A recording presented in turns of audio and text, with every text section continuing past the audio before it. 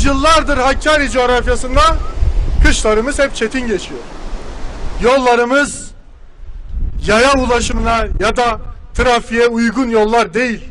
Bariyerlerimiz yok. Yol işaretçilerimiz yok. Defaatle dile getirmemize rağmen herhangi bir önlem alınmadı. Bu önlemi almayanlar, o ölümlerden sorumlu olanlar, vebali boynunda olanlar kalkıp halka hiza vermeye çalışıyorlar. Biraz utanmanız varsa, biraz vicdanınız varsa çıkıp Hakkari meydanında Hakkari halkından özür dileyeceksiniz.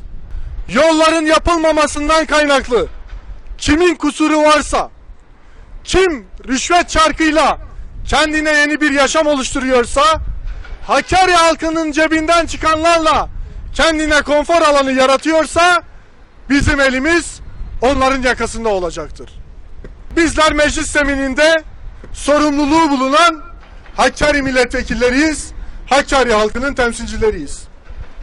Nasıl ki burada yerelde irademiz tanınmıyorsa, mecliste de kendilerince bir düzen oluşturmuşlar ve sadece kendi çaldıkları telden oynuyorlar.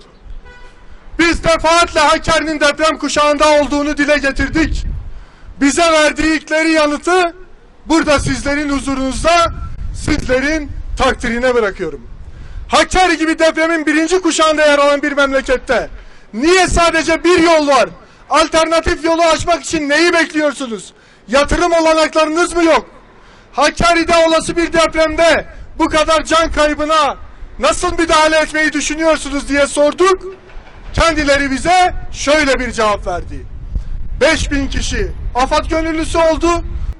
112 kişi bütün kursları tamamladı. Biz bu 112 kişiyle Hakkari depreminin üstesinden geleceğiz diye pişkince cevaplar verdiler. Alternatif yol için biz bütçede sorduk. Bütçeye alıyoruz. Yolu yapacağız. Biz de bu eksikliği görüyoruz dediler. Alternatif yol için herhangi bir girişimde bulunmadılar. Bugün çektiğimiz acı sadece bir şehrin imkan ve olanaklarının kısıtlanmasıyla açıklanabilir bir düzen değildir. Yıllardır Türkiye'de bölgesel eşitsizlik var. Yıllardır mecliste ve her zeminde dile getiriyoruz. Bir çözüm üretmek yerine kendilerince çıkıp siyasi kurnazlıklarla suçu başkasının üstüne atmayı kendilerine reva görüyorlar. Buradan onlara açıkça söylüyorum. İki elimiz yakanızdadır. Hakkari'nin yiten her canın sorumlusu sizlersiniz. Eğer yapamıyorsanız istifa edeceksiniz.